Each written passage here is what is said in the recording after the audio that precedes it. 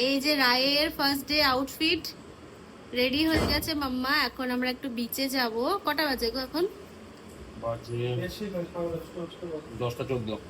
ও আচ্ছা আচ্ছা, হ্যাঁ হ্যাঁ, এই টাইমে ঘুরে আসবো, তারপরে এসে মাম্মামকে একটু স্নান করাবো, যেহেতু ওকে সমুদ্র নামানো যাবে না। ঠিক আছে, চলো।